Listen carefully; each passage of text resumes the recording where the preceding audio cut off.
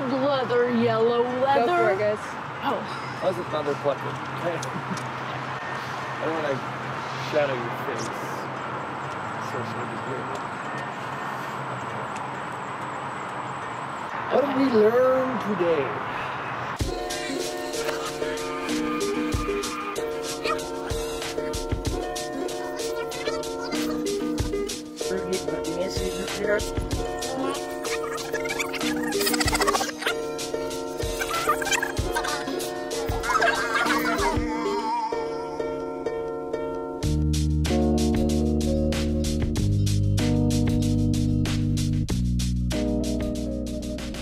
Here we are at Vineyards.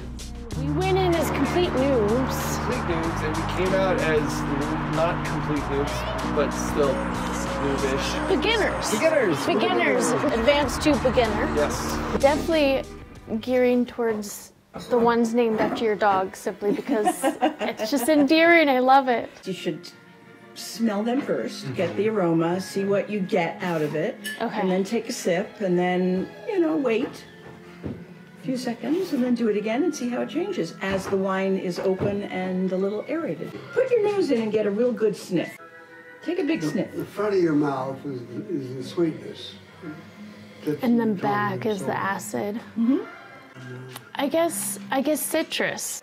I definitely am feeling the sweet more towards the back somehow, or no, middle. It lingers, yeah. Yeah. So that's the finish. And it does seem to last for a long time in a lot of our wines, partly because the soils make very soft tannins, so you don't get that harshness, and you just have an opportunity to really enjoy the flavors that are in the wine. Tannins are what make a wine a little heavier. Tannins protect and preserve the wine. Some wines have such strong tannins that they're almost undrinkable until they've aged for 3, 4, 5, 6, 7, 10 years maybe. So what I just poured for you is Riesling. So this is a sweeter wine from our soil. It has a little spiciness to it. Does it smell different? Definitely a difference. Oh, yeah. And that's one of the reasons for the style of the glass. The bowl will hold the odors and the bouquet. You know, wine should be served at a certain temperature. And if you have your hands all over that stem, you're changing the temperature of the glass and consequently the wine inside of it. Try it. Okay. All right. Okay. Balancing act.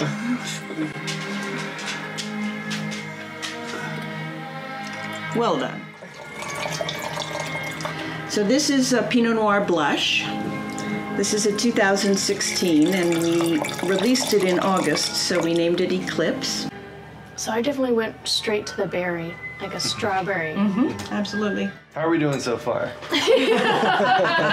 No grades. Okay, good. Really We no don't grades. judge. But if we were graded, So I never thought I'd say this, but I actually smell the chocolate and I taste the grass. Right? Very when people say that, you're like, please. hashtag speak wine. I'm thinking of like an old ship or something. Ooh, I like that. It's probably the oak then. Yeah, I guess so. But it's definitely not like a fresh cut piece of wood, but like an older piece of wood. We made a very, I'm sure, common noob mistake. Did we mention we were noobs? We drank We drank. at 11 in the morning. Yeah. It's more welcoming, I guess. Welcoming. Like, I like the that. first one was like, here I am. This was like, this is something I can really enjoy. Not that the other one wasn't enjoyable, but this one was definitely, this one is more. Wood. I This love one's that. wood. And then she set down the port, and you're like, okay. This one is 16% alcohol. But it tasted so good. This is a Pinot made in the port style. So it's a fortified wine, which is what ports are. They're fortified with brandy. And then in Portugal, they're made in a particular way without any vintage. It's made in a pyramid of barrels. It's called a coupe, and you just keep throwing wine and brandy in. If they ever heard me say that in Porto exactly that way, I'd get deported, I'm sure. The vines, you talk about the vine and the grapes and everything as if they are their own being of sorts. You know, they communicate. I am counting this as the moment I started enjoying wine. Yeah, Thank you. Yes. Nice. smelling it. Just smelling it, yeah. Was definitely the Changed the whole Of thing. course, like it seems so simple now. We didn't even. Okay, I don't know how much is too much. I was getting snacks and I couldn't hold the bread. Hey, we're not driving. We're not driving.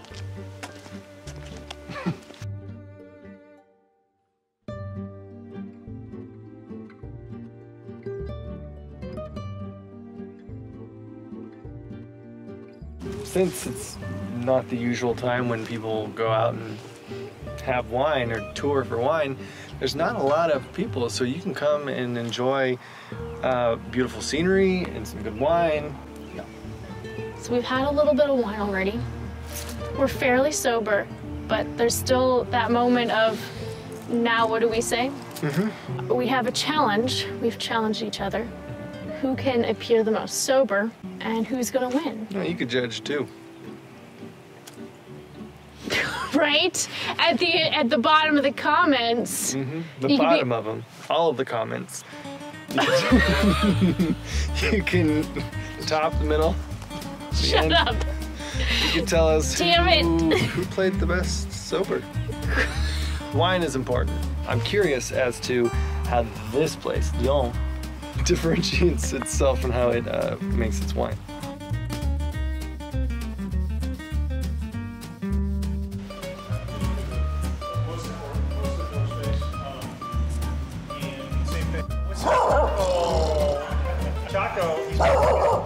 Hi, I'm Nicole Trova. I'm Beth Klingner. I'm Jim. Nice to meet you. Nice to meet you. Welcome Thank you. to our gigantic winery. Yes, no, it's quaint. And Quaint is a good word. Somebody commented it was very well organized. I'm like, oh my God. It's so not. I know where everything is, but nobody else does. So this is sparkling wine. Okay. It's in a crown cap, and you can see it's very, got stuff in it. Uh-huh. That's yeast. It's dead yeast. In French, everything sounds better in French. It's called, instead of dead yeast, it's S0E, lying on the lees, which are the yeast. So why yeast eats sugar, and the byproducts are carbon dioxide and alcohol. Wine 101, right? So a crown cap is very strong, yeah. and the secondary fermentation takes place in the bottle. Okay. So the yeast eat the sugar that they put in it, and so it's all carbonated. It's under great pressure. It's under more pressure than a car tire. Okay. So we don't open these indoors, we only open them outdoors. Yeah. So this is Pinot Gris. So we have very aromatic, Pinot Gris is a very aromatic grape. We also take our white wines and we clarify them with bentonite, which is clay. And you add that in and it takes all the solids as it falls to the bottom and cleans it up and clarifies it. This is our 2015 Reserve Pinot Noir. It's pretty much my husband and I choosing what we think are the best wines, the best barrels, and every barrel is different. If you want to sniff it like in the corner, it smells like vanilla and toast and oak, and it's just beautiful. I love that. Yeah, no. Oh. This is 12, so it's much more neutral. It's not going to impart those super toasty, which is beautiful.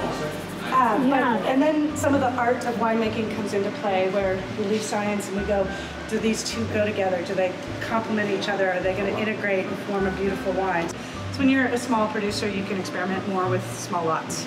Nothing's ever the same in Oregon. It's different, and it's one of the beauties of drinking Oregon wine, is you're going to get something different every time. Being a dancer, the first one was very kind of jazzy, modern dance, kind of just like go with it kind of thing. The second one was very like a jazz. So there's this technique, but at the same time doing our own thing. Pop, pop, pop, Right. pop, pop, pop, pop. And then the third one, Fullerton, was like Russian ballet. This is how it is. Now, all of them had their own artistic expression, but with Fullerton, it was very like... Well, it's the Fullerton coat of arms. It's from 1273. Everybody that has the name Fullerton has ties back to the Isle of Arran in Scotland. I went back to our Isle of Arran, and it's just a cliff that comes out of the water with some moss on it and 4 castles. I was introduced to winemaking over in Europe when I was 14 years old. The summer of '69, we were driving down through Europe, and then they stop at a place with beautiful vines all over the place, and a totally cobalt blue river at the bottom. Get out of the car, and then there's an old lady that's maybe 5 foot tall and hunched over back, one tooth up, one tooth down, long gray hair, and a plateau shoe on one foot. She came running over the pavement and gave my grandparents hugs and kisses. And then she looked at me and said, "Oh, you look just like your mom." And then she gave me a big wet kiss and a hug. And I was 14 years old. I was, "What's this?" And then she started crying. It turned out she was a Jewish refugee from the Second World War that my Danish family in Denmark had helped flee the Germans. My grandparents were at that time running an artisan school that my great-grandparents had built, 500 beds. And they were funneling young Jewish women from Germany through Denmark into Sweden. While she was at the school, the Germans came and took over the school as a field hospital. So they had to smuggle her and the rest of the girls over there into the church. My mom, that was about my age at that time, she then became their lifeline. So she would start going to choir service in the morning and the evening every day, going to church with 2 baskets of songbooks, which was as food. So she was the one that, without being seen by the Germans, could go deliver the food to these people. And then after 3 weeks, they could smuggle them into Sweden. I got to go participate in their crush. So that's when I was introduced to winemaking the first time. Here are 2 wines that are almost identical fruit from the same vineyards, the exact same process, just 2 different years. And then you'll be able to taste the difference between a wet year and a dry year. Oh, chocolate, chocolate. There's a lot more tang. So what our motto is here is that we bring the wine country to the city, so people don't have to travel outside the city to experience part of what Oregon and Willamette Valley is known for. I'm gonna be the sniffer of wines at parties now. It makes a difference. I'll be the one at the party going, chocolate! I smell chocolate! What's the Mickey Mouse? No, God, that's not Mickey Mouse. What does it have to do? Oh, you're speaking to a mouse. Yes. Okay. Make him feel comfortable. Anyways.